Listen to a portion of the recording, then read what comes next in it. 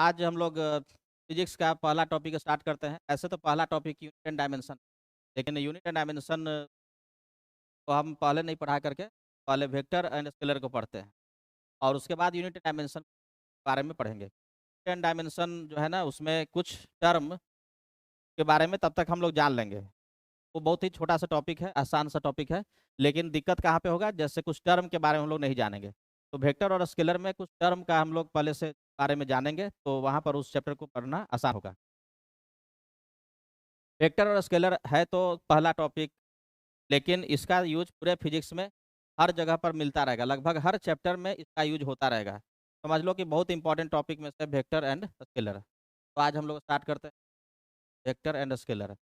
सबको कुछ टर्म पहले जान लेते हैं, पता होगा पहले से।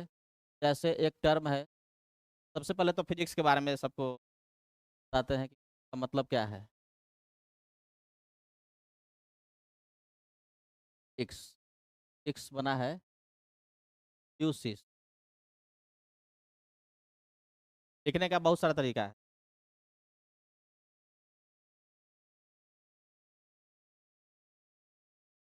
दरअसल ये क्या है ना कि ग्रीक और लैटिन वर्ड का यूज करके बनाया गया है। इस ग्रीक और लैटिन वर्ड का है। लैटिन वर्ड जो होता है ना, उसमें फाई तरह से है, ये है, जिसको हम लोग इंग्लिश में ऐसे पढ़ते हैं यूसिस। यूसिस का मतलब क्या है? इसका मतलब है नेचर। स्पेलिंग से पता है ही। नेचर, नेचर, नेचर में जो कुछ भी हो रहा है के स्टडी का क्या क्या नाम है? फिजिक्स। नेचर में जो भी घटना घट रही, जो भी घटनाएं हो रही हैं, तो उसके स्टडी को बोला गया है फिजिक्स। बेसिकली क्या है? Study of natural phenomenon. प्राकृतिक घटना जितने भी, जैसे सन के अबाउट अर्थ का मोशन, ये भी एक प्रकृति में हो रहा है, नेचर में ही हो रहा है। लाइट किसी इंसिडेंट हुआ, रिफ्लेक्ट हुआ, ये सब नेचर में हो रहा है। ऑब्जेक्ट को तुम रिलीज करोगे तो धरती पे नीचे आएगा, ऊपर थ्रो करोगे तो ऊपर जाएगा। तो ऑब्जेक्ट को धरती पे चलाओगे तो वो कुछ समय के चलने के बाद रुकेगा, फ्रिक्शन लगेगा। तो ये सब क्या है? नेचुरल फेनोमेनन है। ये बहुत वास्ट है। शुरुआत में क्या था ना कि साइंस के बारे में जब पढ़ते थे तो हम लोग मैक्सिमम फिजिक्स में ही था। अब धीरे धीरे वो स्पेशलाइज हो गया, यहाँ से ब्रांच बट गया। फिजिक्स के अंदर में ही क्या आ गया है? पहले इलेक्ट्रिकल चीज पढ़ते थे फिजिक्स में। कंप्यूटर कहाँ से आया? फिजिक्स से आया। अब तो अलग अलग डिपार्टमेंट हो गया, computer, electronics and communication, electrical, mechanical, hydrostatics, hydrodynamics, fluid mechanics, सब ब्रांच, थर्मोडायनेमिक्स, सारा ब्रांच अलग अलग हम लोग अब सेपरेटली पढ़ते हैं। लेकिन ये सब किसके अंदर में आ गया? फिजिक्स में। फिजिक्स क्या है? Is study of, study of natural phenomena.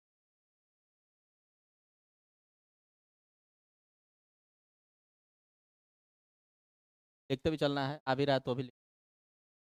Natural phenomenon, प्राकृतिक घटना, ये स्टडी को बोल रहे हैं।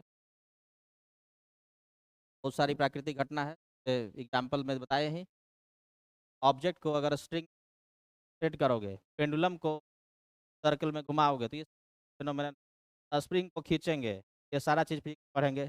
चार चार चीज फोर्स लगाता है, ये सब प्रकृति में हो रहा है, ये सब को स्टडी करेंगे। मैग्नेट, मैग्नेट फोर्स लगाता है, चीज को हीट करेंगे तो उस टेंशन होगा, कंप्रेशन होगा, ये सब चीज पढ़ेंगे। सब क्या है? सब सारी चीजों का स्टडी क्या है? Physics. It is study of natural phenomenon.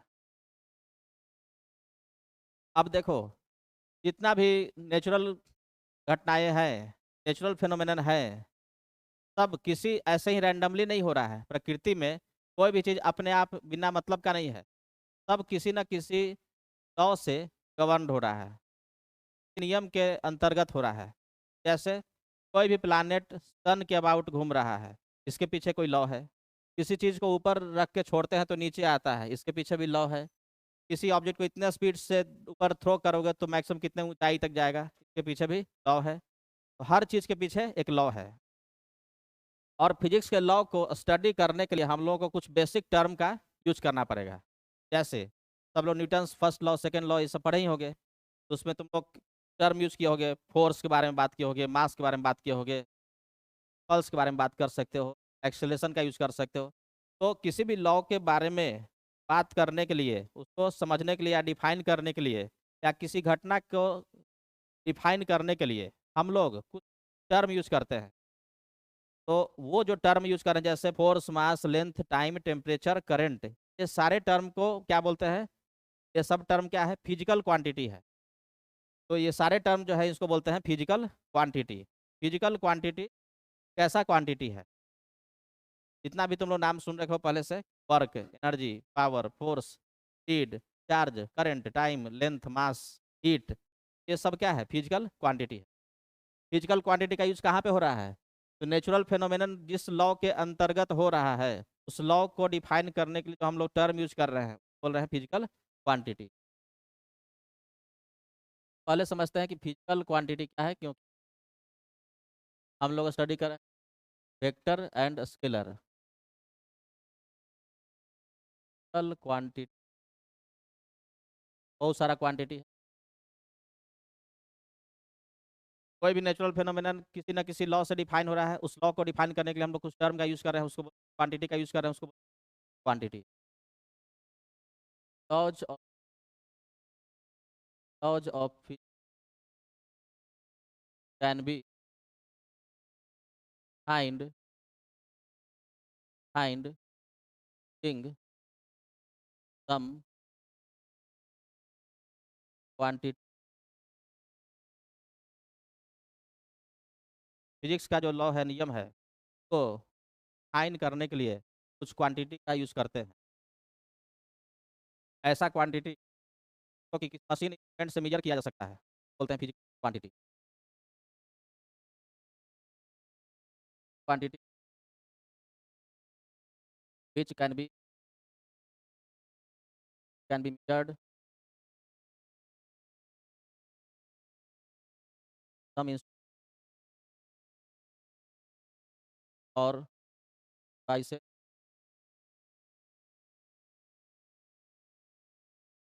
By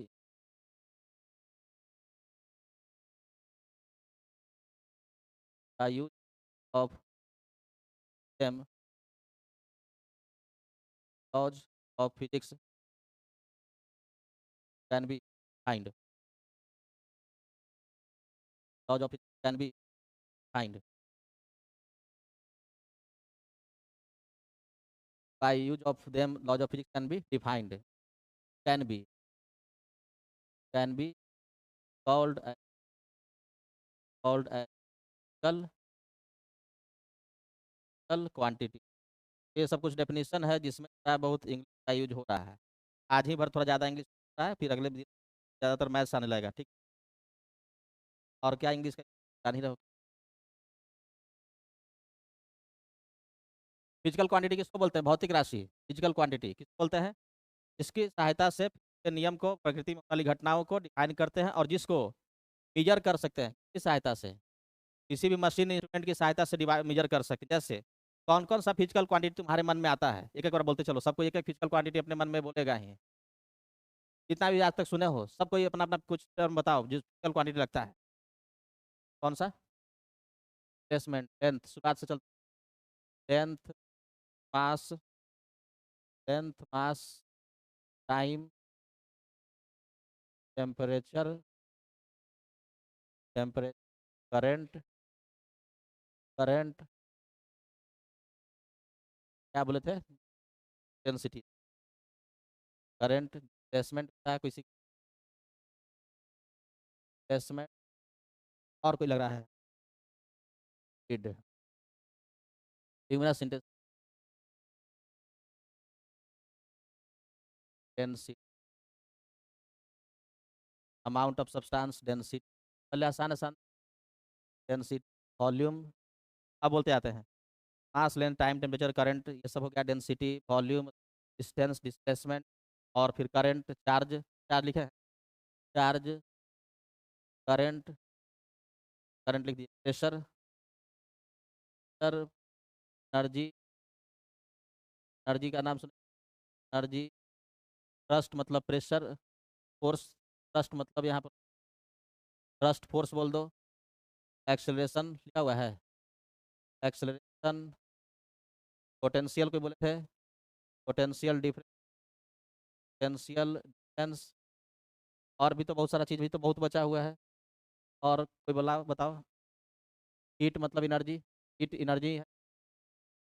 voltage यानी पोटेंशियल डिफरेंस है।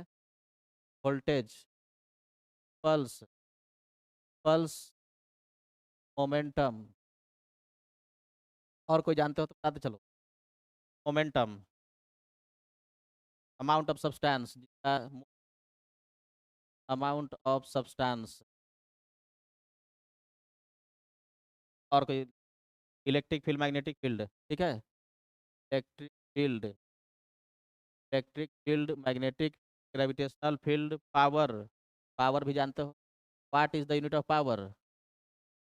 बता ही रहे थे, हम बता रहे थे कि व्हाट इज पावर। ये समझ में आया। मैग्नेटिज्म क्वांटिटी नहीं, मैग्नेटिक फील्ड है quantity. Magnet, magnetic field, gravitational field, resistance, capacitance, flux, सब 12th में पढ़ना है। Resistance, capacity, electric flux, flux, gravitational flux, बहुत सारा चीज़ हो गया। एक ट्राई कर दो।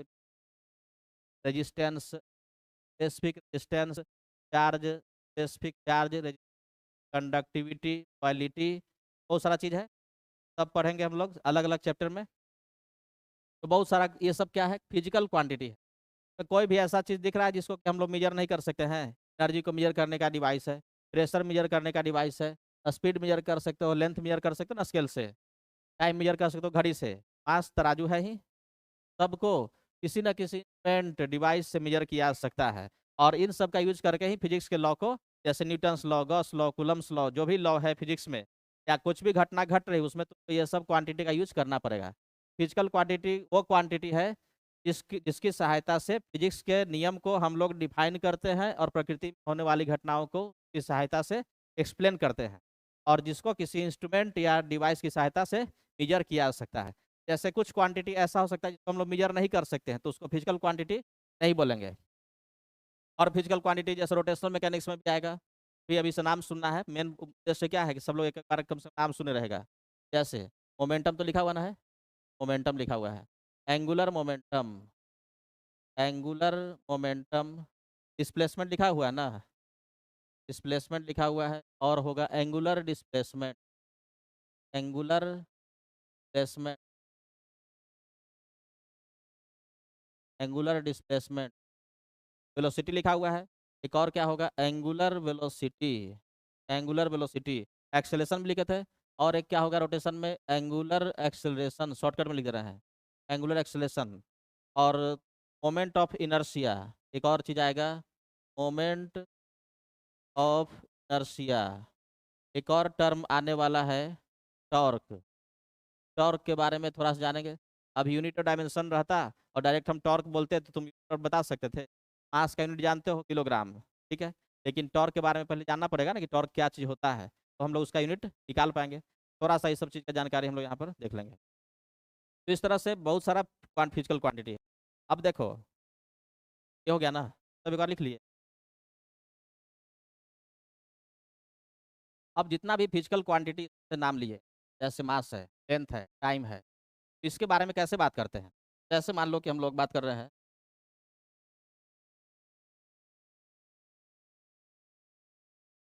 मान लो कि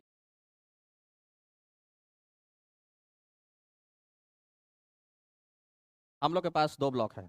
जैसे एक ब्लॉक है जिसका मास है 5 kg, 5 kg, and mass of the another block is 7 kg। अगर दोनों ब्लॉक को ऐड कर देंगे और मिलाकर के सिंगल ब्लॉक बनाएंगे, then total mass of the combined block would be कितना के जी, 12 kg। दोनों ब्लॉक को मिलाकर एक सिंगल ब्लॉक बना देंगे तो मास दोनों का हो जाएगा ऐड, 12 kg। अगर मान लो कि हम लोग बात कर रहे हैं कि कोई पर्सन डिस्टेंस ट्रेवल किया 50 मीटर, डिस्टेंस ट्रेवल किया 50 मीटर, नेक्स्ट वो डिस्टेंस ट्रेवल किया 80 metre, then total distance travelled by the person will 130 metre. अगर हम लोग बोलें कि work done by a person is 50 joule, work done by a person is, आदमी 50 जूल काम किया, and work done by another person is 150, then total work done by the both person क्या हो जाएगा? 100। अगर मान लो हम बात करते हैं कि हम लोग के पास लिक्विड है और वॉल्यूम 5 लीटर, 5 लीटर का लिक्विड है, 5 लीटर वॉल्यूम का लिक्विड है। If we add another liquid of volume 7 litre, 7 litre, then total volume of the combined liquid will be कितना लीटर? 12 लीटर। यहाँ पर तुम लोग एक पैटर्न देखे होगे कि हम लोग कौन कौन सा टर्म यूज किए, कौन कौन सा क्वांटिटी यूज किए। तो इसके लिए क्या यूज किया? मास। हम लोग के पास ब्लॉक है, मास इतना। क्या था? डिस्टेंस या लेंथ। ये था फिजिकल क्वांटिटी, डिस्टेंस। और ये क्या था? वर्क या एनर्जी, दोनों तो एक। और ये क्या? Volume, volume. तो हम लोग इन सारी फिजिकल क्वांटिटी के बारे में बात करने के लिए क्या बताए उसके बारे में? केवल बताए उसका वो कितना है, अमाउंट बताए, मतलब उसका मैग्नीट्यूड बताए। इसके साथ डायरेक्शन बताए? नहीं बताए। इसी ब्लॉक का मास इतना होता है, बस कितना है वो बताना है, अमाउंट बताना है। उसके साथ डायरेक्शन बताने की जरूरत, डायरेक्शन है ही नहीं, डायरेक्शन मीनिंगलेस है। कोई ये नहीं बात करता है कि 5 किलोग्राम ब्लॉक उत्तर दिशा की तरफ, पूरब की तरफ, ऐसा कोई नहीं बोलता है। कोई नहीं बोलता है कि उसने वर्क किया 50 जूल पूरब की तरफ, ईस्ट की तरफ, वेस्ट की तरफ, ऐसा कोई बात नहीं करता है।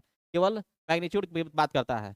ये सारा फिजिकल क्वांटिटी जिसके लिए, जिसके पास केवल होता है मैग्नीट्यूड, यानी जिसको केवल मैग्नीट्यूड से पूरी तरह से डिफाइन कर सकते हैं, तो ऐसे फिजिकल क्वांटिटी को एक कैटेगरी में रखेंगे और क्या बोलते हैं? Scalar quantity. ये सारे फिजिकल क्वांटिटी को सब क्या है? स्केलर। तो स्केलर कौन सा फिजिकल क्वांटिटी हो गया? ऐसा फिजिकल क्वांटिटी, सबको क्या बोले कि मास कौन सा क्वांटिटी है? स्केलर है। ये क्या है? स्केलर है, ये सब स्केलर है। तो स्केलर वो फिजिकल क्वांटिटी है जिसके पास केवल क्या है? मैग्नीट्यूड। स्केलर को हिंदी में क्या लिखते हैं पता है ना? है अदिश। अब मतलब क्या हो गया? नहीं, जिसमें डायरेक्शन नहीं है, दिशा नहीं है, डायरेक्शन नहीं है, केवल क्या है? मैग्नीट्यूड है। तो स्केलर वो फिजिकल क्वांटिटी जिसको डिफाइन किया जा सकता है कंप्लीटली केवल उसके मैग्नीट्यूड की सहायता से। लिख लेंगे इसको। Scalars are those those physical quantity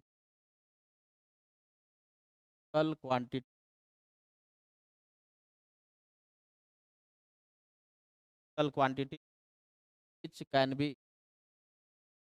can be defined completely completely by their, हाँ क्या बोलेंगे? मैग्नीट्यूड। तो स्केलर वो फिजिकल क्वांटिटी है तो पूरी तरह से डिफाइन कर केवल मैग्नीट्यूड।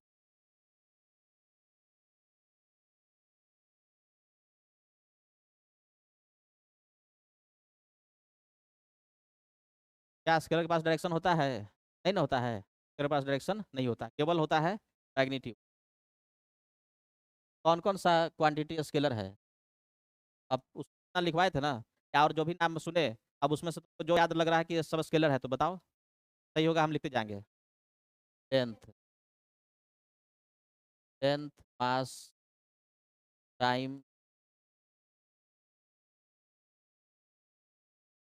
टेंस एनर्जी, सब जो लगता है बोलते जाएगा, कोई बात नहीं है, सही होगा वही लिखेंगे। एनर्जी, वॉल्यूम,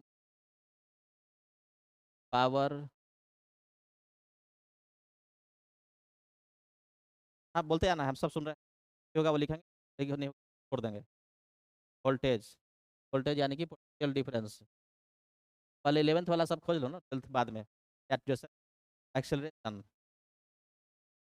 चार्ज, चार्ज जो हम लिखते जाएंगे तुम बोल सकते हो। क्या? Density, density, speed,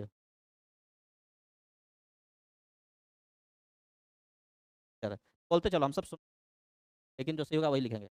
temperature, temperature, pressure, कोई मिटा देना। प्रेशर, प्रेशर भी होगा, प्रेशर, सर, सर हो गया। अमाउंट ऑफ सब्सटेंस, ठीक। इंटेंसिटी, ठीक है, इंटेंसिटी या ल्यूमिनस वेव। वेव तो घटना है ना, वेव मेजरमेंट नहीं, वेव में कुछ का मेजरमेंट कर सकते, लेंथ का, फ्रीक्वेंसी का, इंटेंसिटी का, स्पीड का, एनर्जी का, तो वो सब क्वांटिटी है। वेव क्वांटिटी, वेव क्या हो रहा है कि एक डिस्टरबेंस का प्रोपेगेशन है जिसको वेव बोला जा रहा है, लेकिन क्वांटिटी जिसके साथ एसोसिएटेड है, ये वस्तु वस्तु क्वांटिटी नहीं, ऑब्जेक्ट क्वांटिटी नहीं। अब ऑब्जेक्ट के साथ क्या क्या हो सकता है, मास हो सकता है, चार्ज हो सकता है, स्पीड हो सकता है, मोमेंटम हो सकता है, एनर्जी हो सकता है, वो सब क्वांटिटी है। वेव में भी उसी तरह से क्या हो सकता है, एनर्जी हो सकता है, वेवलेंथ होगा, फ्रीक्वेंसी होगा, टाइम होगा, इंटेंसिटी होगा, फेज होगा, तो वो सब quantity, wave quantity physical quantity है। इलेक्ट्रिक फील्ड, फोर्स, फोर्स कैसे, चलो इतना हो गया। अब 12th में कुछ आ जाते हैं, जैसे फ्लक्स, अभी बस नाम सुनाना है मेरा उद्देश्य, पढ़ेंगे तो वहाँ पर दोबारा सुना रहेगा, आसानी से समझ में आएगा। तो और क्या क्या है स्केलर में, स्केलर में और है फ्लक्स, मतलब फ्लक्स में दो तरह का, इलेक्ट्रिक फ्लक्स, इलेक्ट्रिक फ्लक्स, और एक और है electric potential, electric potential, electric potential, एक साथ, ठीक है, इलेक्ट्रिक पोटेंशियल। और बहुत हो गया, ये सब क्वांटिटी क्या है, स्केलर। इसमें डायरेक्शन की जरूरत ही नहीं है, केवल क्या है इसमें, मास, केवल क्या है, मैग्नीट्यूड है। ये सब क्वांटिटी को बोलते हैं स्केलर। स्केलर को जोड़ने या घटाने में कोई दिक्कत हुआ, 50 प्लस 80 मिले कितना हो गया, 130। तो सिंपली क्या किए हैं, नंबर को नंबर से जोड़ दिए हैं। ऐड सब्ट्रैक्ट करना एकदम सिंपल तरीके से कर सकते हैं, कोई रूल अलग से नहीं, जो पहले जानते हैं वही एडिशन सब्ट्रैक्शन का नियम है, मतलब अलजेब्रिकली इसको ऐड कर सकते हैं। स्केलर को कैसे ऐड करेंगे, अलजेब्रिकली, मतलब 5 प्लस 7 कितना होता है, 12। 5 kg प्लस 7 kg क्या होगा, 12 kg। 50 जूल प्लस 150 जूल कितना होगा, 200 जूल। कैसे ऐड करेंगे, जोड़ेंगे कैसे, अलजेब्रिकली। बस सही है स्केलर। तो स्केलर में कोई दिक्कत, स्केलर, स्केलर को मल्टीप्लाई कर सकते हैं, मास इंटू लेंथ कर सकते हैं ना, है, मास इंटू टाइम कर सकते हैं, कर सकते हैं, स्पीड इंटू टाइम कर सकते हैं, स्केलर को स्केलर से मल्टीप्लाई कर सकते हैं, स्केलर को स्केलर से डिवाइड भी कर सकते हो, लेंथ बाई टाइम कर सकते हैं ना हो, मास बाई लेंथ कर सकते हैं, तो स्केलर को स्केलर से भाग दे सकते हैं। क्या क्या कर सकते हैं, तो हम लोग स्केलर के साथ क्या क्या कैलकुलेशन कर सकते हैं, देख लो, स्केलर प्लस स्केलर, ये काम कर सकते हैं, एडिशन कर सकते हैं, एडिशन पॉसिबल है, सब्ट्रैक्शन कर सकते हैं, मल्टीप्लिकेशन कर सकते हैं, स्केलर को किसी स्केलर के साथ मल्टीप्लाई कर सकते हैं। इसमें देखो, स्केलर को जोड़ोगे घटाओगे तो सेम स्केलर होना चाहिए, मास किस में रहेगा, मास में। Only similar quantity can be added और सब्ट्रैक्टेड, लेकिन एडिशन मल्टीप्लिकेशन में जो है ना, सॉरी, मल्टीप्लिकेशन डिवीजन में स्केलर अलग हो सकता है, मास इंटू लेंथ कर सकते हैं। कभी ऐसा करोगे, 5 किलोग्राम प्लस 5 मीटर जोड़ोगे नहीं, कभी नहीं जुटेगा, लेकिन डिवीजन हो सकता है, तो डिवीजन भी हो सकता है। ये सब स्केलर के लिए क्या है, अलाउड है, ये सब हो सकता है। और scalar, addition, subtraction, division, multiplication, ये सब वैलिड है, लेकिन एडिशन सब्ट्रैक्शन में ध्यान रखना है, only similar quantities can be added और सब्ट्रैक्टेड। मास मास के साथ जुटेगा, लेंथ लेंथ के साथ जुटेगा। अब एक और चीज मान लो है सबसे, जैसे मान लो हम लोग के पास एक बॉल है,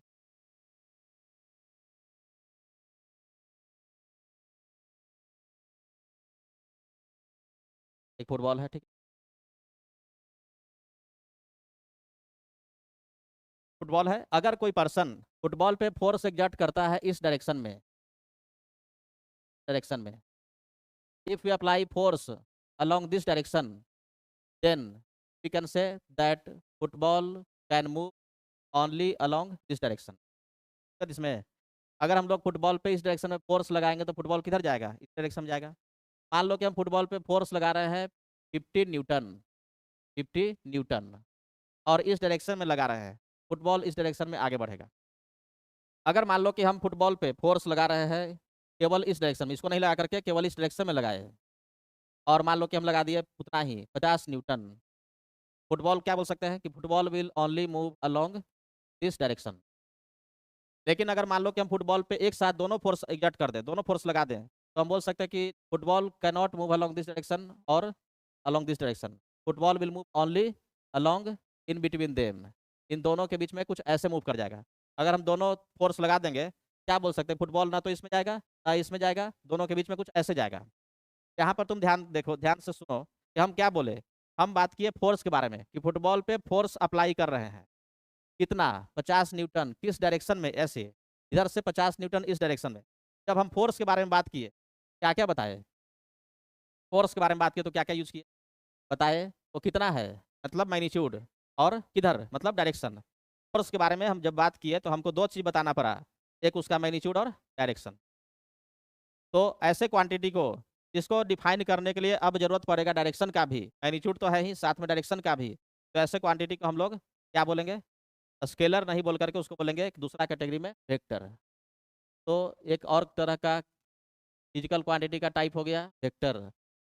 बहुत सा फिजिकल क्वांटिटी जिसको डिफाइन करने के लिए क्या क्या चाहिए, डायरेक्शन और मैग्नीट्यूड, तो उसको बोलेंगे वेक्टर। आपको ये बता सकता है 50 न्यूटन ये और 50 न्यूटन ये दोनों मिलकर टोटल इसमें कितना लगा, 100 न्यूटन। ऑब्वियस है, बात में आंसर ही आना है। तो पहले हम क्वेश्चन क्या पूछे थे, 50 litre liquid plus 50 litre liquid equals to कितना हो जाएगा, 100 litre. 50 joule plus 50 joule, 100 joule. 50 metre distance plus 50 metre distance, 100 metre. 50 newton force plus 50 newton force, 100 newton नहीं होने वाला, क्योंकि अब ये स्केलर नहीं। हम तो बोले थे कि स्केलर को जोड़ेंगे घटाएंगे तो एकदम सिंपल तरीके से जो से पहले करते आ रहे थे अलजेब्रिकली, उसका नंबर नंबर जोड़ देना है। लेकिन जब फोर्स को तुम जोड़ोगे, फोर्स को करोगे ऐड सब्ट्रैक्ट, तो सिंपल अलजेब्रा की मेथड से नहीं कर सकते, अलजेब्रिकली नहीं कर सकते, उसके लिए स्पेशल लॉ है। उस लॉ को बोलते हैं ट्राइंगल लॉ ऑफ एडिशन। ठीक है, ट्राइंगल लॉ, इस लॉ से इसको जोड़ेंगे। ऐसे कोई नहीं बोलता कि 50 + 50 मिलकर 100, कितना होगा, हो सकता है कि 50 + 0 भी हो जाए, 50 + 50 100 भी हो जाए, 100 और 0 के बीच में और भी हो सकता है। तो कुछ क्या वैल्यू होगा, उसके लिए एक लॉ है, उस लॉ से ही हम लोग बता देंगे कि 50 दो फोर्स मिलकर के कितना होगा। तो उस लॉ का नाम क्या है, ट्राइंगल लॉ ऑफ एडिशन। कोई भी फिजिकल क्वांटिटी वेक्टर कब कहा जाएगा, जब उसके पास क्या हो, मैग्नीट्यूड हो प्लस डायरेक्शन हो प्लस एडिशन कैसे हो, ट्राइंगल लॉ से। जो तीन कंडीशन को सेटिस्फाई करेगा वही वेक्टर कहा जाएगा। कुछ हो सकता है कि वो मैग्नीट्यूड उसके पास हो, डायरेक्शन हो, लेकिन इस लॉ से वो ऐड नहीं होगा, तो वेक्टर नहीं कहेंगे। तो केवल इतना बोल देना कि जिसका मैग्नीट्यूड हो, डायरेक्शन हो, उसको वेक्टर बोल देंगे, तो ये क्या हो जाएगा, गलत हो जाएगा। तीनों चीज़ एक साथ बोलना पड़ेगा कि जिसका मैग्नीट्यूड हो, डायरेक्शन हो, और एडिशन उसका कैसे होगा, तो इस लॉ से होगा, तब उसको बोलेंगे कि वो वेक्टर है। वेक्टर का हिंदी में नाम क्या है, क्या meaning,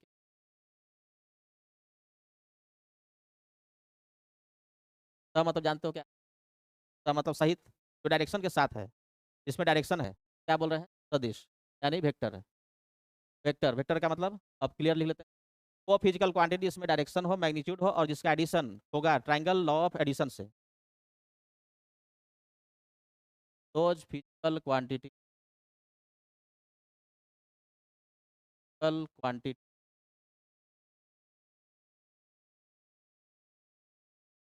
can be, can be find, find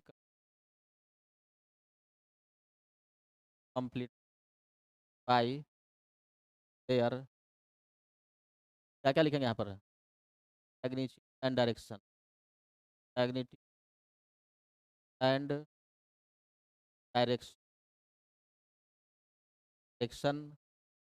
and which can be added, added by triangle law of addition, can be by triangle law of addition.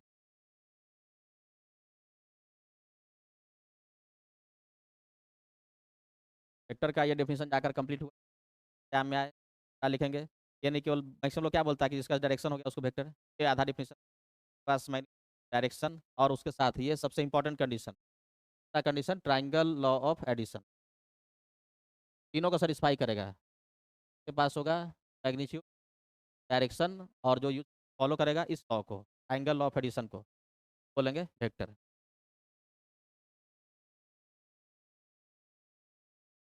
Force के बारे में अब जब भी तुम बात करोगे तो बताओगे कि फोर्स कितना है और उसका डायरेक्शन क्या है। किसी वेक्टर के बारे में जब भी बात करोगे बताना पड़ेगा का कितना मैग्नीट्यूड, डायरेक्शन कितना। कौन कौन सा फिजिकल क्वांटिटी फोर्स के लिस्ट में आएगा, वेक्टर के लिस्ट में आएगा? क्या है अभी देखें, फोर्स एग्जाम्पल कुछ बताना है जो लग रहा है कि physical quantity. Displacement, displacement, velocity, acceleration, acceleration, momentum, टम, वर्क डन स्केलर में नहीं लिखवाए थे? वर्क देखो स्केलर में, तो लिख लो, स्केलर में लिख लो, work done by a force या वर्क डन यानी वर्क एनर्जी स्केलर, स्केलर में लिख लेना उसको, सब में स्केलर ही रहेगा। फोर्स है, आगे वेक्टर में पढ़ेंगे। तो इंटू तो 10th लेवल तक सीखते हो, अब इंटू यहाँ पर वेक्टर में दो तरह से होगा, एक क्रॉस लगा के एक डॉट लगा के। तो अब डॉट अगर लग गया तो वो स्केलर बन जाता है। अब तो सब सीखना ही है। वर्क क्या है? वर्क मतलब काम। कभी बोलते हो कि हम आज बहुत काम किए हैं पूरब की तरफ? नहीं नहीं बोलते हो। सिंपल सोचो ना, आज कोई बोलता है कि वो बहुत वर्क कर रहा है, उत्तर दिशा की ओर वर्क कर रहा है? ऐसा कभी नहीं होता। सिंपली बोलते हैं कि हम आज 5 जूल काम किए, 50 जूल काम किए, 100 जूल काम किए, हमारा एनर्जी 50 जूल खर्च हो गया, ग्लूकोन डी पिए, 100 जूल एनर्जी आ गया। बस एनर्जी का यूनिट डायरेक्शन है नहीं, तो ये हो गया स्केलर। अब आ जाओ वेक्टर में कौन कौन, displacement, displacement, acceleration, force, momentum, और बताओ प्रेशर तो लगता है लिखवा दिया है, नहीं लिखवा है? लिखाया हुआ है प्रेशर। हाँ, अब देखो प्रेशर में कंफ्यूजन आया, क्यों आया? प्रेशर के बारे में थोड़ा सा समझ लो, क्योंकि मैक्सिमम लोग कंफ्यूज होता है कि प्रेशर स्केलर है कि वेक्टर है। देखो प्रेशर क्या है, थोड़ा सा उसके नेचर को समझो। अगर मान लो कि कहीं पर लिक्विड है, प्रेशर कौन लगाता है? प्रेशर जनरली फ्लूइड लगाता ना है, पानी है, हवा है, ये लगा रहा है प्रेशर। कहीं पर तुम फोर्स लगा दे किस सरफेस पे, तो वहां पर क्या डेवलप हो गया? प्रेशर। अगर कहीं पर भी फोर्स लगाए तो प्रेशर का मतलब होता है force by area, force per unit area. अब प्रेशर का डायरेक्शन क्यों नहीं देते हैं? प्रेशर बिना डायरेक्शन के डिफाइन होता है। अगर मान लो कि तुम यहाँ पर एक इसमें ले लिए, ठीक, और पानी के अंदर इसको रख दिए, लिक्विड है, इस क्यूब को क्या करेगा? इस क्यूब को चारों तरफ से क्या करेगा? तो पानी के अंदर में किसी को तुम रख दोगे तो पानी क्या करता है, चारों तरफ से उसको कंप्रेस करता है। तो हर डायरेक्शन से इसको लिक्विड क्या करेगा? कंप्रेस करेगा। इधर से भी कंप्रेस करेगा, इधर से भी करेगा, from each and every direction, from all directions. तो किसी भी ऑब्जेक्ट को या पॉइंट पे जो लिक्विड होता है वो फोर्स लगाता है फ्रॉम ऑल डायरेक्शंस। तो प्रेशर क्या होता है? प्रेशर होता है ऐसा ही नेचर का। क्या बोलेंगे? Pressure is compressive in nature. हमको केवल बताना है कि इस जगह पर कितना प्रेशर है। मान लो यहाँ पर 5 एटमोस्फेरिक प्रेशर है। प्रेशर का यूनिट क्या क्या होता है? प्रेशर का एक ऐसा सिस्टम यूनिट होता है पास्कल, और एक होता है, बहुत सारा तरीका है, एटमोस्फेरिक यूनिट बताते हैं। 1 एटमोस्फेरिक, 2 एटमोस्फेरिक, 5 एटमोस्फेरिक, या फिर मरकरी में जो लंबाई है, मरकरी का, मरकरी कॉलम में 73 सेंटीमीटर, 80 सेंटीमीटर, ऐसे बताते हैं। प्रेशर का यूनिट है पास्कल, पास्कल, ठीक है। और प्रेशर का मतलब होता है force by area, force by area. Pascal का मतलब यूनिट क्या हो गया? फोर्स का क्या यूनिट होता है? फोर्स का होता है न्यूटन, और एरिया क्या होता है? Metre square. तो पास्कल का मतलब न्यूटन बाई मीटर स्क्वायर। तो प्रेशर जो होता है किसी पॉइंट पे तुम दे दोगे कि इतना पास्कल, 5 पास्कल, डायरेक्शन देने की जरूरत नहीं है, केवल वैल्यू से ही तो वो पूरी तरह से डिफाइन हो गया, क्योंकि उसका नेचर क्या है? किसी भी चीज को कंप्रेस करने वाला। तो प्रेशर जो है किसी पॉइंट पर हमेशा एक्ट करता है, ऑलवेज कंप्रेसिव इन नेचर। तो डायरेक्शन उसमें ऑलरेडी आ चुका है, उसके बिना बताए ही पूरी तरह से डिफाइंड है। तो ये क्या है? तो पूरी तरह से केवल मैग्नीट्यूड से डिफाइन हो जाए तो उसको क्या बोलेंगे? स्केलर। डायरेक्शन बताने की जरूरत ही नहीं है। तो प्रेशर क्या है? स्केलर है, प्रेशर वेक्टर नहीं है। तो स्पेशली याद रखना है, क्योंकि इसमें मैक्सिमम लोग कन्फ्यूज हो जाता है कि प्रेशर वेक्टर है चाहे और है। प्रेशर हमेशा के लिए लिखो स्केलर, याद रख लेना है। और क्या क्या बता रहे थे? फोर्स, पल्स, इम्पल्स का मतलब सब लोग जानते हो। पल्स का मतलब होता है चेंज इन मोमेंटम, मोमेंटम में चेंज। किसी के पास मोमेंटम है, चेंज हो गया, तो हम क्या बोलेंगे? उसको इम्पल्स मिल गया। किसी भी कोई बॉल है, तो तुम बैट से क्या कर रहे हो? हिट कर रहे हो। बॉल पहले रेस्ट में था, मोमेंटम नहीं था, और हिट करने के बाद उसको मोमेंटम मिल गया, मतलब उसका मोमेंटम में चेंज आ गया। मान लो कि कोई बॉलर उधर से बॉल फेंका और तुम बैट से हिट करके डायरेक्शन चेंज कर दिए, मोमेंटम का डायरेक्शन चेंज हो गया, तो क्या हुआ? इम्पल्स मिला। इम्पल्स का मतलब होता है चेंज इन मोमेंटम। इम्पल्स जैसे वेक्टर है, मोमेंटम भी क्या है? वेक्टर। और कोई बोलो? इनर्सिया, इनर्सिया तो कोई फिजिकल क्वांटिटी है ही नहीं। इनर्सिया का मतलब क्या है? इनर्सिया का मतलब है जो जिस अवस्था में है, जिस स्टेट में है, उसी स्टेट में रहना चाहता है। किसी भी ऑब्जेक्ट में जो ये टेंडेंसी है उस टेंडेंसी को क्या बोलते हैं? इनर्शिया, जड़त्व।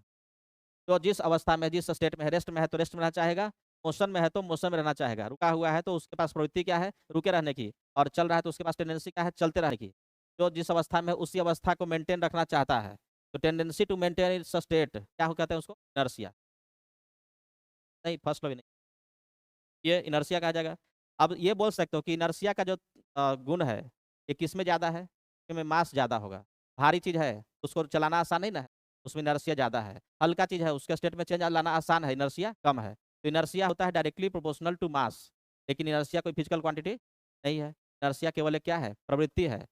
जैसे मान लो तुम्हारे जाड़ा में क्या हो जाता है, अगर तुम सो रहे हो रजाई के अंदर में, तुम्हारे अंदर इनर्शिया बढ़ जाता है। सो रहे हैं तो सोते रहना चाहेंगे। अगर रात में जग रहे हैं, फेसबुक और चेक कर रहे हैं कि मेरा लाइक मिला कि नहीं मिला, तो उस समय जब तक एक्सटर्नल एजेंट नहीं कोई आएगा, तब तक तुम सोने वाले हो नहीं हो, जागे रहना चाहोगे। अरे जगे हुए थोड़ा सा और देख लेते हैं, थोड़ा सा और लाइक मिल जाए। तो ये जो है ना, पहला नियम यहाँ पे, पहला दूसरा नियम यहाँ पे अप्लाई होता है। चलो बाद में न्यूटन्स में पढ़ेंगे। इनर्शिया क्या है? केवल किसी भी ऑब्जेक्ट का प्रॉपर्टी है। और कौन सा? मोमेंट ऑफ इनर्शिया, ये एक फिजिकल क्वांटिटी है। मोमेंट ऑफ इनर्शिया, इनर्शिया का रोटेशनल फॉर्म है। मोमेंट मतलब घुमाने से है, टॉर्क से है। टॉर्क मतलब घुमाने से है। जैसे पंखा कैसे घूम रहा है, दरवाजा कैसे खुलता है, तुम फोर्स लगाते हो तो फोर्स का दो इफेक्ट होता है। फोर्स किसी को चलाता है और उसको घुमाता भी है। फोर्स का जो घुमाने वाला रोटेशनल इफेक्ट है तो क्या बोलते हैं? टॉर्क। उसी तरह से इनर्शिया का जो रोटेशनल फॉर्म है क्या बोलते हैं? Moment of inertia. जैसे देख लो, एक मास यहाँ पे है 1 kg का, और उसको तुम इतना बड़ा रस्सी में बांध करके घुमा रहे हो, और वही कोई दूसरा आदमी आया, रस्सी का लेंथ बड़ा कर लिया और 1 kg का ही मास घुमा रहा है। मास दोनों बराबर है, दोनों का इनर्शिया सेम है, लेकिन रोटेशनल फॉर्म ऑफ इनर्शिया किसके ज़्यादा है? जो दूर है। तो मास एक्सिस से कितना दूरी पर है, उसका मोमेंट ऑफ इनर्शिया बढ़ते जाएगा। ये हम लोग पढ़ेंगे मोमेंट ऑफ इनर्शिया के बारे में रोटेशनल मैकेनिक्स में। मोमेंट ऑफ इनर्शिया से एक क्वेश्चन जनरली हर साल आता ही है, तो 4-5 क्लास हम लोग को पढ़ना है। पूरा टॉपिक ये अलग से है, काफ़ी इंपॉर्टेंट है। अभी बस नाम सुनाना एम था। Moment of inertia, moment of inertia vector quantity नहीं है। स्केलर में भी लिखवाए थे क्या? नहीं लिखवाए हैं। समझ लो कि ना तो स्केलर है और ना ही वेक्टर है। अब और बताओ, वेक्टर में और कुछ लग रहा है? टॉर्क, टॉर्क, चलो टॉर्क बढ़िया, टॉर्क का नाम लिए। और क्वांटिटी कौन सा हो गया? और हो गया कौन सा? टॉर्क। टॉर्क हो गया। और कौन सा लग रहा है? ग्रेविटी। ग्रेविटी तो क्या है? फेनोमेनन। ग्रेविटी मैग्नीट्यूड कहाँ है? क्वांटिटी नहीं। Acceleration due to gravity, gravitational field, gravitational force, ये सब फिजिकल क्वांटिटी। एंगुलर वेलोसिटी, बहुत अच्छा। एंगुलर एक्सेलरेशन, एंगुलर एक्सेलरेशन लिख देते हैं, वेलोसिटी अभी नहीं लिख। एंगुलर एक्सेलरेशन और एंगुलर मोमेंटम, एंगुलर मोमेंटम, टम, एंगुलर वेलोसिटी, एंगुलर वेलोसिटी। बहुत हो गया ना? हाँ हाँ। एंगुलर डिस्प्लेसमेंट को हम बढ़िया समझाएंगे अलग से। रेजिस्टेंस तो डायरेक्शन होता है। तुम तार लेने जाओगे, तार में रेजिस्टेंस डायरेक्शन दे रहा है कहीं? करंट में तो डायरेक्शन होता ना है। वही तो पूछ रहे, करंट डायरेक्शन होता ना है। जैसे वायर है, वायर में हम बोलते हैं कि करंट ऐसे जा रहा है 5 एम्पियर। करंट के पास क्या है? मैग्नीट्यूड है, डायरेक्शन भी है, लेकिन ये क्या, ये वेक्टर है? नहीं है। ये ट्राइंगल लोग फॉलो नहीं करता होगा, तो इसको वेक्टर नहीं रखते हैं। करंट जो है ना वेक्टर में नहीं रखते। अब आ जाओ, अब आ जाओ एंगुलर डिस्प्लेसमेंट पे। एंगुलर डिस्प्लेसमेंट पढ़ेंगे रोटेशन में, ठीक है? अभी समझ में आया तो ठीक है, नहीं समझ में आया तो कोई बात नहीं, नाम केवल सुना है। पहले इसको हम लोग लिख लेते हैं ध्यान से। Angular displacement, angular displacement. Angular displacement क्या होता है? जैसे देखो, तुम अगर सर्कल में चल रहे हो या कोई पार्टिकल ऑब्जेक्ट किसी सर्कल में चल रहा है, तो कितना एंगल कवर किया? मान लो कि यहाँ से चल करके यहाँ पहुंचा, एंगल कितना सबटेंड कर रहा है, उस एंगल को क्या बोलेंगे? Angular displacement. मान लो कोई पार्टिकल इस पॉइंट से चल के इस पॉइंट तक पहुंचा और एंगल ट्रेवल कर लिया 20 डिग्री, तो एंगुलर डिस्प्लेसमेंट कितना हो जाएगा? 20 डिग्री। एंगल कवर्ड को क्या बोल रहे हैं? Angular displacement. तो इसको कैसे लिखेंगे? थीटा से। अब जो है ना एंगुलर डिस्प्लेसमेंट, डिस्प्लेसमेंट के बारे में तुम लोग जानते हो। डिस्प्लेसमेंट कौन सा क्वांटिटी है? डिस्प्लेसमेंट का मतलब है शॉर्टेस्ट डिस्टेंस बिटवीन 2 पॉइंट्स, एक पॉइंट दूसरा पॉइंट, यहाँ से डायरेक्ट ऐसे मिलाओ डायरेक्शन के साथ, ये क्या हो गया? डिस्प्लेसमेंट। और डिस्टेंस की बात करेंगे तो किसी रास्ते से मान लो कि यहाँ से चल करके ऐसे पहुंचा है, तो ये जो रास्ते की लंबाई होगी वो क्या कहा जाएगा? डिस्टेंस। लेकिन अगर कोई इसी रास्ते से जाए, लेकिन उसका डिस्प्लेसमेंट क्या होगा? हमेशा डिस्प्लेसमेंट ये होगा। जैसे तुम मान लो कि पटना से चल करके पहुंच गए कहाँ? दिल्ली। पटना से दिल्ली जाने का हो सकता है किसी एरोप्लेन से गए, कैसे गए हो, डिस्प्लेसमेंट मोड में गए हो। लेकिन हो सकता है कि कोई ट्रेन से यहाँ गया, पहले रांची, रांची से गया गया, गया से कहीं और फिर दिल्ली पहुंचा, इतना सब रास्ता ट्रेवल किया। इस रास्ते की जो लंबाई होगी वो कहा जाएगा डिस्टेंस। लेकिन अगर कोई इसी रास्ते से गया तो उसका डिस्प्लेसमेंट क्या होगा, यही होगा। डिस्प्लेसमेंट रास्ता पे डिपेंड नहीं करता है, डिस्प्लेसमेंट हमेशा होता है वेक्टर, इनिशियल से फाइनल के बीच का डिस्टेंस और डायरेक्शन के साथ इनिशियल से फाइनल की ओर। तो चाहे रास्ता कोई भी हो, डिस्प्लेसमेंट हमेशा इनिशियल फाइनल पॉइंट पे डिपेंड कर रहा है डायरेक्शन के साथ। तो डिस्प्लेसमेंट क्या है, वेक्टर है। लेकिन एंगुलर डिस्प्लेसमेंट, डिस्प्लेसमेंट लगा हुआ है लेकिन उसके आगे एंगुलर है। तो एंगुलर डिस्प्लेसमेंट दो तरह का हम लोग यूज करेंगे। एक फाइनाइट वैल्यू, मतलब कि ऐसा एंगल जिसको तुम मेजर कर सको, 10 degree, 20 degree, 30 degree, finite value. और एक जो डिफ्रेंसिएशन पढ़ाए थे, बहुत ही छोटा, बहुत बहुत छोटा एंगल, यानी कि इनफाइनाइटेसिमली स्मॉल एंगल।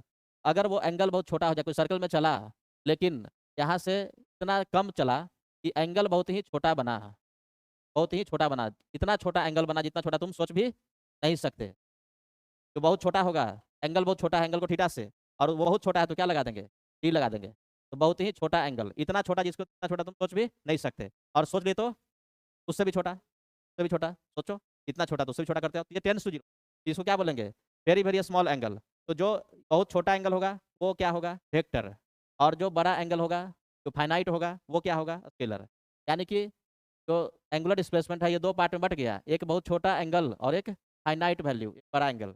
बहुत ही जो छोटा होगा वो होगा वेक्टर, ये कहा जाएगा डी थीटा, क्या बोलेंगे, वेक्टर। और जो फाइनाइट है क्या बोलेंगे, स्केलर। कि डी थीटा को तुम ट्राइंगल लॉ से जोड़ सकते हो, छोटा छोटा एंगल हो ना, ट्राइंगल लॉ से जोड़ सकते हो, लेकिन बड़ा एंगल को ट्राइंगल लॉ से जोड़ नहीं सकते। आगे ट्राइंगल लॉ पढ़ेंगे तब इसके बारे में डिटेल में बात करेंगे। तो अभी बस याद करो, कभी कभी ऑब्जेक्टिव आता है, ऑब्जेक्टिव क्वेश्चन पूछा जाएगा कि finite value of angular displacement क्या है, स्केलर। और very very small value of angular displacement, यानी कि इनफाइनाइटेसिमली स्मॉल वैल्यू ऑफ डिस्प्लेसमेंट क्या है, वेक्टर है। इसको याद रखेंगे, हम लिख ही दे रहे हैं उसको, लिख दे रहे हैं। तो हम एंगुलर डिस्प्लेसमेंट कभी नहीं लिख रहे थे, एंगुलर ध्यान रखना है, दो केस है एंगुलर डिस्प्लेसमेंट ऑफ एंगुलर,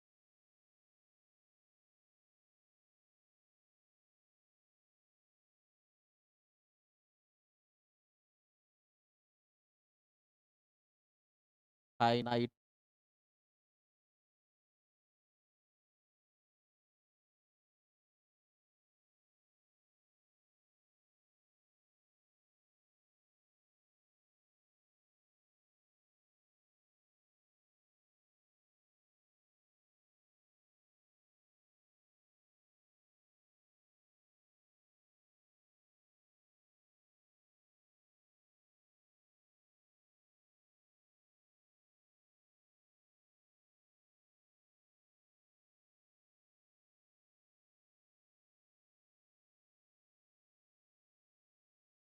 यहाँ पर क्या लिखेंगे, फाइनाइट वैल्यू स्केलर, याद रखना।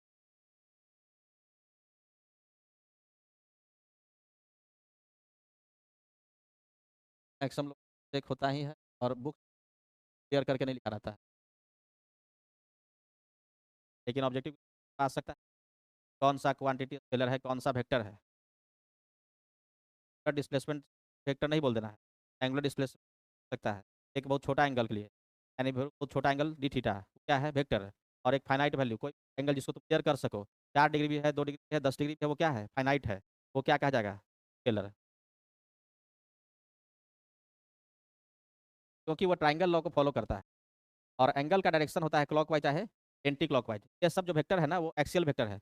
आगे ट्राइंगल लॉ पहले हम पढ़ाएंगे तब डिटेल में बात करेंगे, अभी है ना ट्राइंगल लॉ पहले पढ़ लेते हैं, तब समझ में आया कि क्यों फॉलो नहीं करा, अभी याद करने के लिए है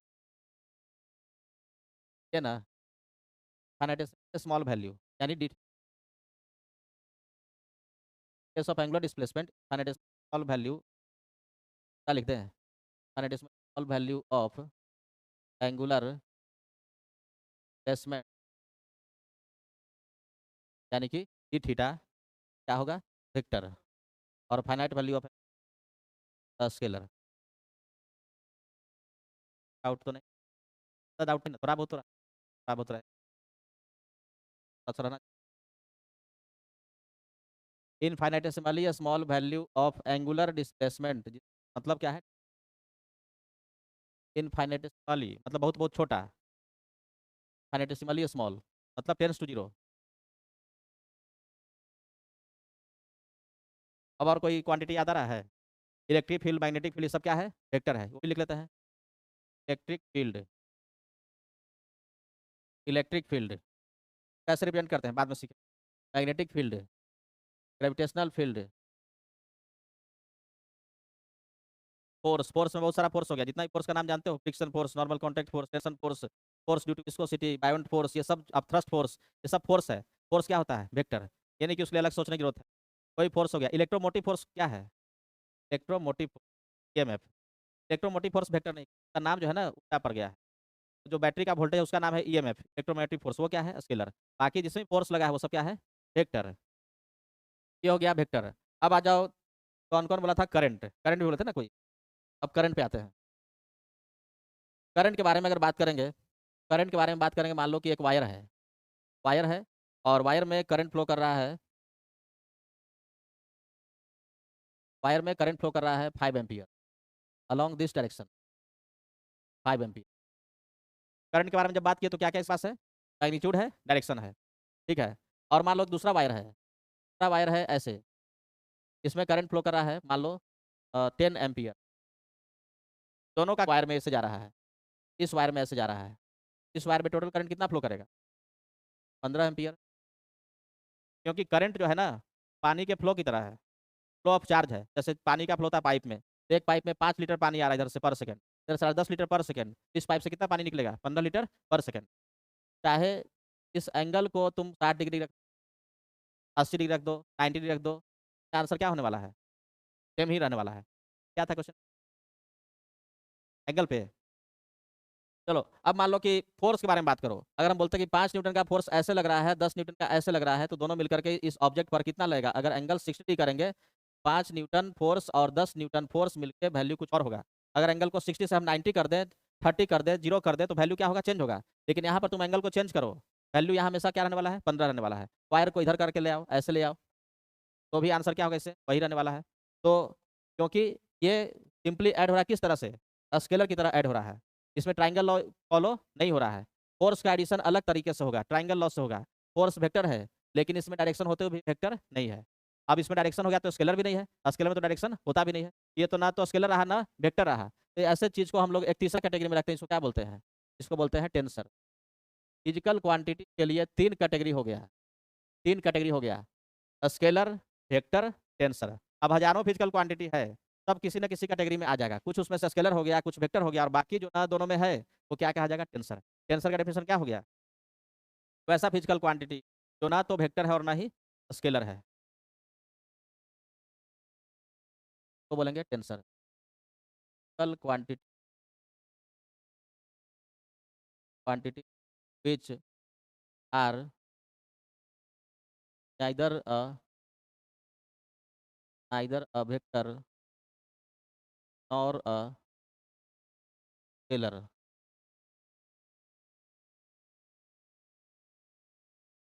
called as tensor। डाउट इसमें? डाउट इसमें? हाँ, तो बिना फिजिकल क्वांटिटी, एक एग्जांपल तो तुम लोग ऑलरेडी देख पहले से ही जान चुके। अभी बात की क्या? करंट का। करंट के पास डायरेक्शन है मैग्नीट्यूड, लेकिन ये वेक्टर ना है ना स्केलर है, तो ये क्या बन गया? टेंसर। एक एग्जांपल हो गया टेंसर का करंट।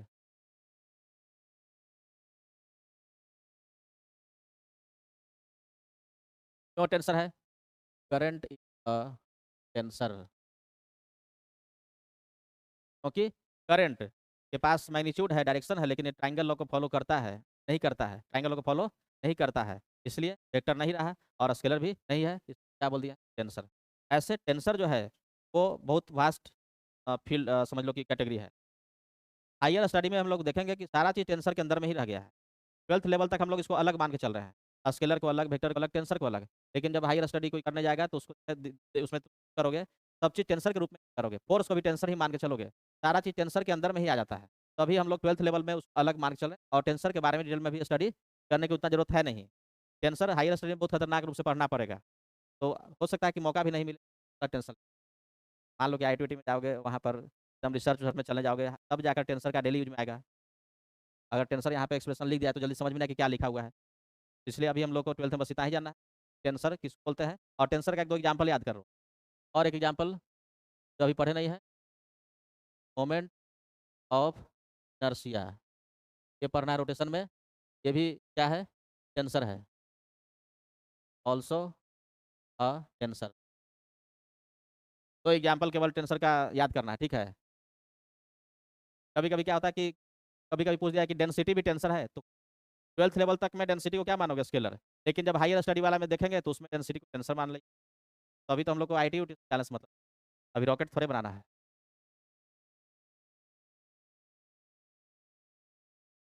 क्या नहीं बनाने वाला तो बना ही ले, यूज नहीं पाएगा।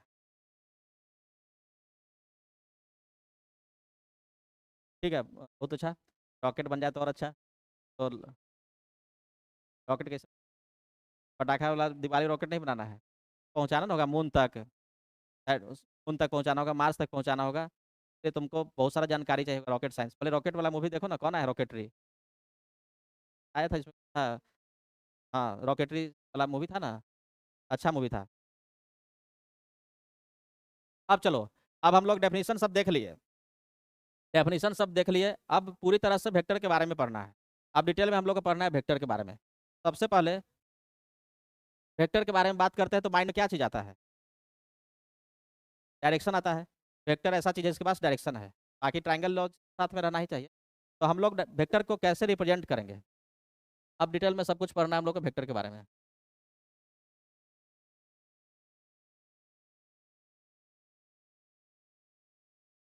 अपने यहाँ बहुत सा बच्चा का नाम नहीं देख, विक्टर, विक्टर विक्टरवा कहाँ गया। उस कुछ लोग होता है ना कि बचपन से ही डायरेक्शन में दौड़ता है, दौड़ेगा एकदम एक सिंगल डायरेक्शन में। कुछ लोग गार्जियन जो वेक्टर वेक्टर पढ़े नाम दे दिए, वेक्टर नाम दे दिए, और वेक्टर से बोलते बोलते उसका नाम क्या हो गया, विक्टर। चलो एक जोक याद आ गया, बता देते हैं। एक नाम जोक याद आ गया, सुनाते हैं। तो सरदार जी बहुत सरदार जी ठीक नहीं लग रहा है, नहीं किसी को कोई पर्सनली नहीं मानेगा कि अगर वो पंजाब पंजाब से बिलोंग करता है तो मान लिया कि उस पर जोक बन रहा है, ऐसे ही हंसाने के लिए है। बिहार, नहीं नहीं पंजाब से कहा नहीं आते। तो क्या हुआ कि नहीं, बिहार से भी कुछ बात होता तो हम लोग अपना ऊपर बना के बनाते हैं, हम लोग बुरा नहीं मानते हैं। जहाँ चोरी का बात होगा तो हम लोग अपना नाम ले लेंगे। तो क्या हुआ कि दो सरदार जी थे और काफ़ी गहरे दोस्त थे। दोनों सरदार जी थे ना, काफ़ी घने दोस्त थे। कुछ भी काम करते थे, बिजनेस करते तो साथ में करते थे, खाना भी खाने जा रहे हैं तो साथ में खा रहे हैं। सारा चीज़ एकदम लोग पहचानता था कि ये दोनों एकदम घनिष्ठ फ्रेंड है। दोनों सरदार जी सोचे कि दोनों मिलकर के गाय खरीदते हैं, बिजनेस करेंगे। दोनों एक एक गाय खरीदे। अब गाय भी खरीदे, लेकिन हुआ कि यार पता कैसे चला कि कौन गाय मेरा कौन गाय तुम्हारा, बड़ा टेंशन। दोनों सरदार जी बहुत दिमाग लगाए। उसके बाद बोले कि अच्छा ऐसा करो, एक गाय का थोड़ा सा पूंछ कट कर देते हैं, क्या पूंछ कटा हुआ रहेगा वो तुम्हारा और पूंछ वाला मेरा। बोला कि वाह बहुत अच्छा दिमाग लगा, पूंछ कट कर दिया। बगल में एक सरदार जी और थे, वो सुन रहे थे दोनों का बात। जैसे पूंछ कट करके गया, तो सरदार जी आया, दूसरे का ही पूंछ कट कर दिया। अब उधर सरदार जी आए दोनों टेंशन में, अब तो दोनों का पूंछ कट गया। अब कैसे पता चलेगा कि किसका कौन गाय है। तो बहुत विचार करने के बाद एक सरदार जी बोले, अच्छा करो यार ऐसा, हल्का सा कान कट कर दो। तो एक का कान कट गया। तो सरदार जी बोले कि कान कटा हुआ तुम्हारा, दोनों कान वाला मेरा। जैसे ही दोनों कान कट के गया, तीसरा सरदार जी सुन रहे थे, तो वो दूसरे का भी कान वैसा ही कट कर दिया। अब सरदार जी को पहचानना मुश्किल। अब वो कि यार बहुत मुश्किल हो गया, हम लोग जब भी जा रहे हैं तो कोई तीसरा ऐसा कर दे रहा है, तो कैसे पहचानेंगे, बड़ा मुश्किल है। बहुत इधर उधर का टेंशन लिए, बहुत सोचे विचारे, फाइनली दोनों निष्कर्ष से पहुंच कि अच्छा ऐसा करो, लाल वाला तुम्हारा काला वाला मेरा।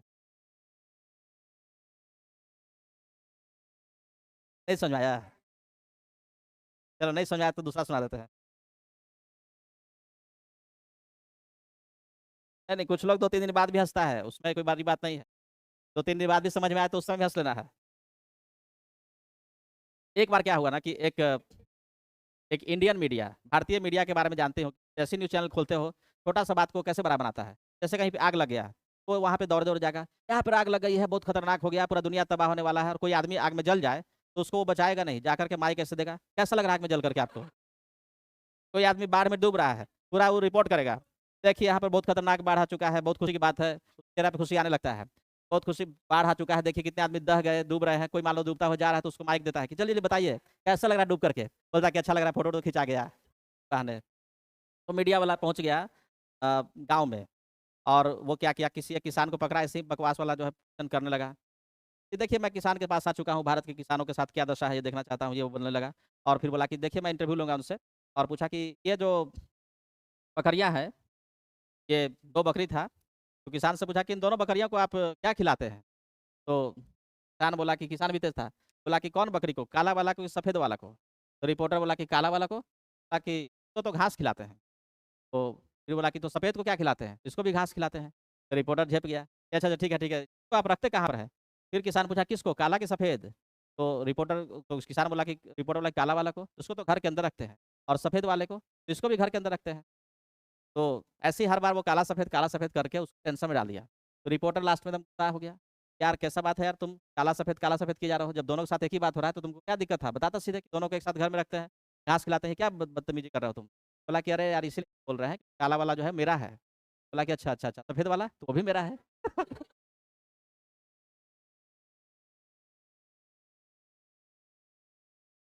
ये सुना हुआ था ना। चलो अब देखते हैं हम लोग डिटेल में वेक्टर के बारे में।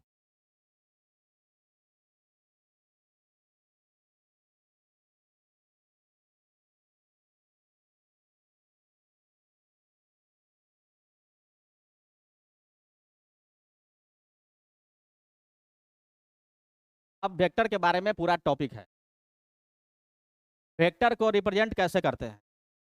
वेक्टर को अगर रिप्रेजेंट करना है ज्योमेट्रिकली पिक्चर से, कैसे रिप्रेजेंट करते हैं। वेक्टर को जब भी रिप्रेजेंट करेंगे तो हम लोग ग्राफिकली या ज्योमेट्रिकली या पिक्चर बना करके रिप्रेजेंट करेंगे एरो से। Vector can be represented by an arrow. Arrow क्या बता रहा है, डायरेक्शन। अब देखो इसमें और चीज, एरो का दो पार्ट है, एरो का दो पार्ट है, एक है ये इनिशियल इनिशियल पॉइंट है, और दूसरा ये क्या है, फाइनल पॉइंट है। इनिशियल पॉइंट को क्या बोलते हैं, इनिशियल पॉइंट को कॉमन लैंग्वेज में बोलते हैं क्या, टेल, टेल बोलते हैं। और फाइनल पॉइंट को क्या बोलते हैं, डरना नहीं यार, हेड, हेड बोलते हैं। ये हो गया टेल मतलब इनिशियल, और हेड मतलब फाइनल। टेल मतलब initial starting point, initial point, और हेड मतलब final, final point, final point. Vector can be represented by using an arrow. Vector can be represented presented by an arrow. सब जो देखते हो board ward सब पे arrow का निशान रहता है, वेक्टर का यूज होता है। वेक्टर क्या यूज करता है, डायरेक्शन का यूज होता है।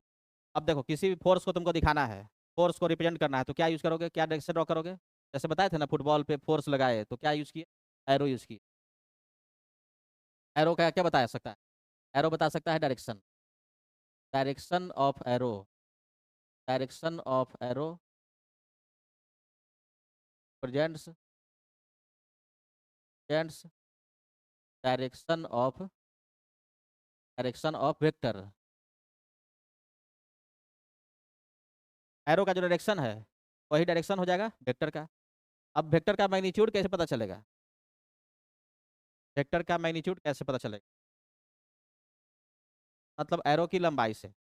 अगर दो एरो ड्रॉ किया हुआ है, जैसे एक एरो और बड़ा है, दोनों का डायरेक्शन क्या है, सेम है, लेकिन लेंथ जो है एक का बड़ा है तो वो मैग्नीट्यूड को रिप्रेजेंट कर जाएगा, किसका ज़्यादा है। अब मैग्नीट्यूड कितना कैसे पता चलेगा, तो लेंथ से क्या रिलेशन मैग्नीट्यूड का है। जैसे मान लो कि तुम 50 न्यूटन फोर्स के लिए एरो खींचे हो, 50 न्यूटन फोर्स को रिप्रेजेंट करने के लिए एरो ड्रॉ किए हो 10 सेंटीमीटर का, तुम्हारा चॉइस। तुम अगर मान लो कि किसी चीज़ को दिखाते हो पेज पे कि इंडिया से अमेरिका के बीच का इतना डिस्टेंस है, तो एक लाइन रखिए इतना डिस्टेंस, मान लेते हो कि 50 किलोमीटर है, 100 किलोमीटर, 1000 किलोमीटर। उसी तरह से 50 न्यूटन फोर्स के लिए हम एरो खींचे हैं 10 सेंटीमीटर का। अब मान लो कि तुम ऐसा कर लिए और दूसरा फोर्स है 100 न्यूटन का, तो कितना लेंथ यूज करेंगे, 20 सेंटीमीटर, क्योंकि मैग्नीट्यूड जो होगा वो डिस्टेंस के लेंथ के डायरेक्टली प्रोपोर्शनल। अगर लेंथ को डबल कर दिए मैग्नीट्यूड भी क्या हो गया, डबल। एरो का डायरेक्शन बता रहा है, वेक्टर का डायरेक्शन, और एरो का जो लेंथ होगा वो डायरेक्टली प्रोपोर्शनल टू मैग्नीट्यूड होगा। यहाँ पर ये चीज़ कर लेंगे। एरो का जो लेंथ होगा डायरेक्टली प्रोपोर्शनल टू मैग्नीट्यूड होगा। Length of arrow, length of arrow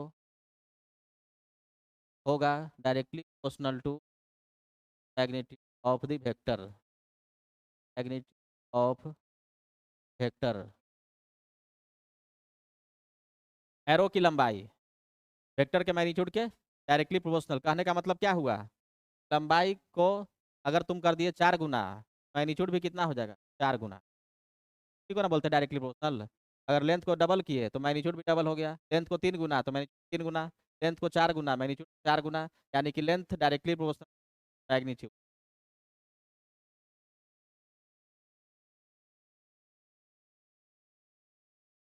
assignment का एक सवाल, सबके पास असाइनमेंट है ना, बनाओ तो सवाल। तो पहला question, which of the following is are vector quantity. Distance क्या है, नहीं है। डिस्प्लेसमेंट क्या है, वेक्टर है। डिस्प्लेसमेंट वेक्टर है। और वेलोसिटी क्या है, वेक्टर है। मोमेंटम वेक्टर है। और सही ना है। करंट तो टेंसर है। अब which of the following follows triangle of addition, कौन करता है, वेक्टर करता है। अब तीसरा क्वेश्चन जो अभी हम दिए थे, length directly proportional to magnitude, देखो तो बनेगा सबसे। क्या दिया कि vector of magnitude 25 unit, vector of magnitude 25 unit, 25 unit का मैग्नीट्यूड है। तो उसको रिप्रेजेंट करें एरो से, जिसकी लंबाई कितना लिया जा रहा है, 4.5 सेंटीमीटर, 4.5 सेंटीमीटर। 25 यूनिट मैग्नीट्यूड के लिए एरो की लंबाई कितना लिया गया, 4.5 सेंटीमीटर। अगला क्वेश्चन है कि 30 यूनिट के लिए अगर मैग्नीट्यूड 25 से बढ़ के हो जाए 30, तो इसके लिए एरो का लेंथ कितना होना चाहिए।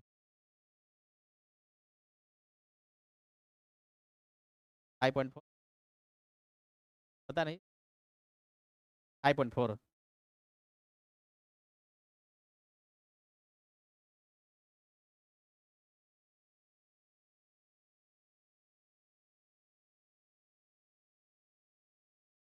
सबसे बन गया। तो क्या है, सिंपल है। 25 यूनिट के लिए, 25 यूनिट मैग्नीट्यूड के लिए लेंथ कितना, 4.5 सेंटीमीटर। 1 यूनिट मैग्नीट्यूड के लिए लेंथ कितना, 4.5/25 सेंटीमीटर। और फिर उसके बाद 30 यूनिट के लिए मैग्नीट्यूड कितना, 4.5/25 × 30 जाएगा 5.4 सेंटीमीटर। ऐसे भी डायरेक्ट यहाँ से उतना नहीं करने जो था, तुम डायरेक्ट देखो 25 में कितना से मल्टीप्लाई करने पर ये आ रहा है, 9/5। 9/5 से मल्टीप्लाई करोगे तो ये आ जाएगा। 9/5 से मल्टीप्लाई करो, कितना लेंथ आएगा। देखो 25 में कितना से मल्टीप्लाई करोगे तो 4.5 सेंटीमीटर। तो 25 में मल्टीप्लाई करें 9/5, 9/5। तो 30 में कितना से यूज करेंगे, 39/5 कितना रहा है, 5 पॉइंट ये कर लो, 0.95, 0.10। मतलब मैग्नीट्यूड में कुछ फैक्टर से मल्टीप्लाई किया तो लेंथ बन गया, उतना ही फैक्टर से मल्टीप्लाई करेंगे तो लेंथ बन जाएगा। तुमको जैसे आसान लगे। हाँ हाँ, वही। ये तो यूनिटरी मेथड लगा क्योंकि डायरेक्टली प्रोपोर्शनल है। 25 यूनिट के लिए कितना लेंथ, 4.5 सेंटीमीटर। एक के लिए कितना, 4.5/25। ये तो डायरेक्टली प्रोपोर्शनल तभी ऐसा कर पाए हैं। अगर डायरेक्टली प्रोपोर्शनल नहीं होता तो ऐसे नहीं बनता। चलो एक आसान सवाल पहले और।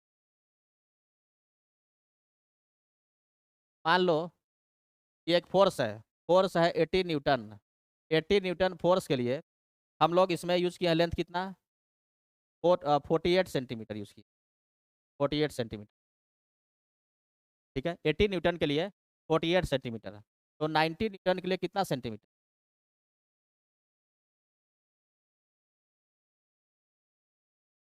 90 न्यूटन के लिए कितना सेंटीमीटर।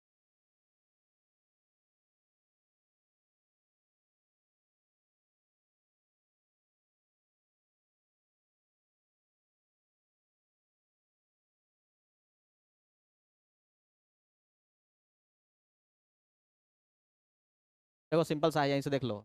80 में कितना से गुना करेंगे तो 48 हो जाएगा, 0.6। 80 गुना 0.6 हो रहा है 48। 90 गुना 0.6 कितना हो जाएगा, 54। क्या इसमें दिक्कत आ रहा है? तो ऐसे देखो, 80 न्यूटन फोर्स के लिए लेंथ कितना, 48 सेंटीमीटर। 1 के लिए कितना, 48/80 सेंटीमीटर। 90 न्यूटन के लिए कितना, 48/80 × 90, यानी कि 54 आया। तो आज हम लोग केवल बेसिक टर्म ये सब डिस्कस किए। अब यहाँ से न्यूमेरिकल वाला चीज़ स्टार्ट होगा, क्योंकि असाइनमेंट में तुम देखोगे। अब यहाँ से angle between two vectors, addition, subtraction, triangle law, ये सब हम लोग देखेंगे।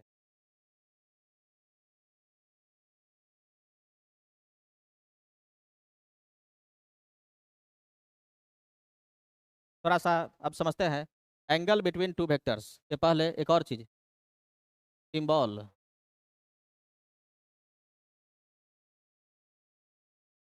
Symbol of vectors. अब देखो किसी वेक्टर को रिप्रेजेंट कैसे कर रहे हो, एरो से। कैसे, अभी हम क्या बता रहे हैं कि 50 न्यूटन फोर्स इस डायरेक्शन में, 100 न्यूटन फोर्स इस डायरेक्शन में एरो ड्रॉ करना पड़ रहा है। लेकिन इस एरो का आप तुम नामकरण कर सकते हो, नोमेनक्लेचर कर सकते हो। कैसे इसका नाम रखेंगे, सिंबल क्या यूज करेंगे, बहुत सारा तरीका है। सिंपल तरीका क्या है, कोई भी इंग्लिश अल्फ़ाबेट ले लो। इस अल्फ़ाबेट का कोई भी कैपिटल लेटर ले लो, जैसे ए बी।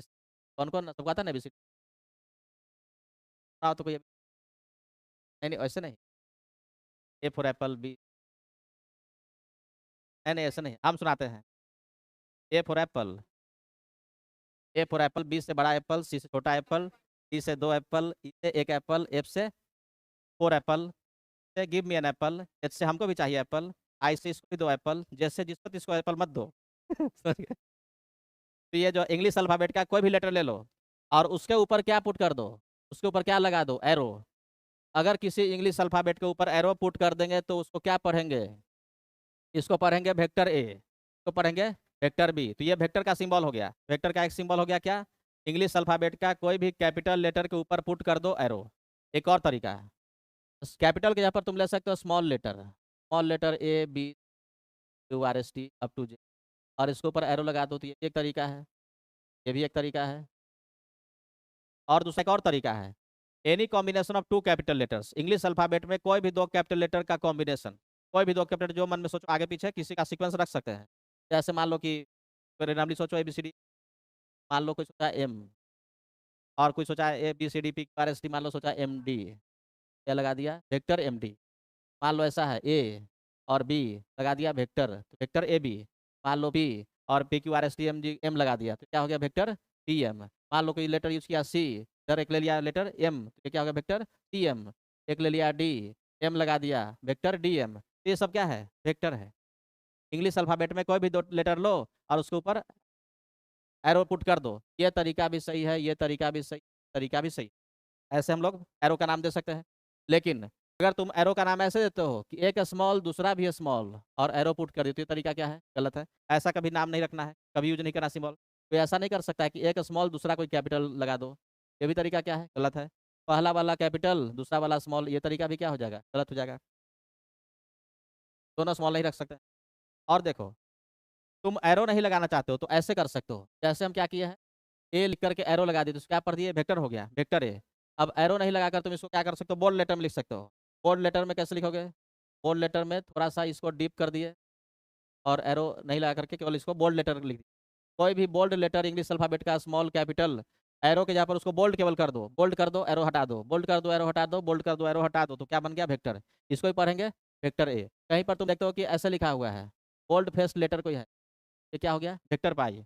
अगर मान लो कि ऐसा लिखा हुआ है ए और बी, क्या पढ़ेंगे इसको, इसको पढ़ेंगे vector A B.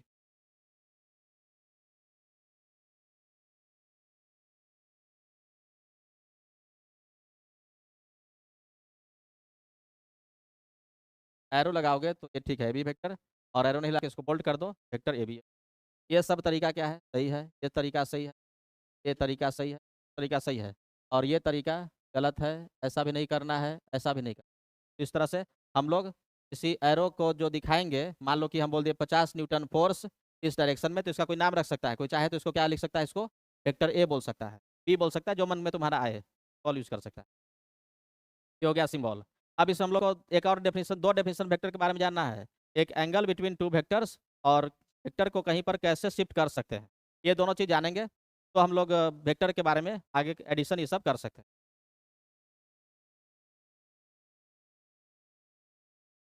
Out time था बहुत अभी, लेकिन हम देख रहे हैं कि उतना समय वो नहीं पाएगा। एंगल बिटवीन टू वेक्टर्स को अगले क्लास में सीखेंगे, थोड़ा अच्छा रहेगा। उसके पहले कुछ और चीज़ हम लोग, आज वेक्टर स्टार्ट हो गया, अब एक